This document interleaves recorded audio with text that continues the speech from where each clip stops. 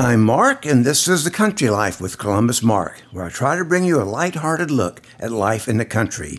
And today was my lucky day when I was driving through this city in Virginia, Wytheville, Virginia, because I met this person right here. And I'm Farron Smith, and I'd like to welcome you to the Edith Bolling Wilson Birthplace Museum. This is the birthplace and childhood home of First Lady Edith Bolling Wilson. She was the second wife of President Woodrow Wilson, and she was born upstairs in this building in 1872. The seventh of 11 children, there were up to 20 family members living upstairs at any given time, along with Grandmother Bolling's 26 canaries. How did you end up with this museum, Farron? My husband Bill and I own this building, but the Edith Bolling Wilson Birthplace Museum is a 501c3 nonprofit organization open to the public Tuesdays through Saturdays from 10 to 4.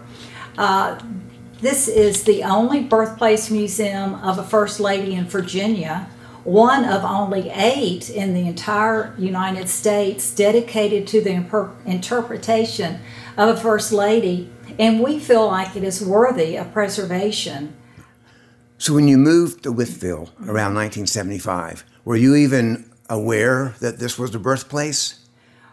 Well, I don't think Wytheville really had ever embraced the First Lady and her story of a little girl right here in Wytheville growing up to become one of the most historically significant and influential women of the United States. But with time, we did learn the story of her birthplace and childhood home in Wytheville, and we've spent the past decade or more telling her story and promoting her legacy, and we hope this helps and brings in economic development and tourism to Wytheville and Wythe County. They have a great movie here, wonderful movie, professionally produced about Edith Bolling Wilson, and a couple of things that mentioned that I was interested in. One, the last time she came, it was 1960. That may seem like a long time ago to a lot of people, but I was around during 1960, so that's pretty impressive. That's like only 15 years before you moved here, something like that. That's true. Yes, her last visit was in 1960 at the age of 88. She returned to Wytheville to dedicate stained glass windows at St. John's Episcopal Church, located only a block from the museum.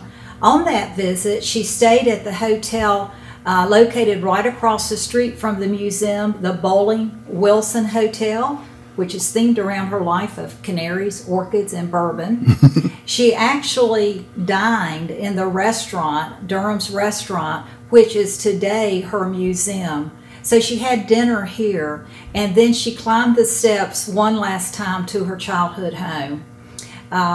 So we are so pleased that, that she did find Wytheville, and it was important to her, and we're so pleased that she would come back to her childhood home, and she did pass away the following year at the age of 89. And so for historical sake and timeline, since she was here in 1960 and died in 61, and she was 89, I guess, when she died. But Woodrow Wilson was serving during World War I because she came, like you said, she was his second wife, and she stood by him, and when he died, she tried to keep his legacy alive by promoting the things he was promoting, and that's quite impressive. It really is. She was his helpmate. She was his confidant. He was a man who needed a woman by his side. And he really looked to her and valued her opinion. He depended on her. So when, for instance, she was the first lady to travel with a president to Europe.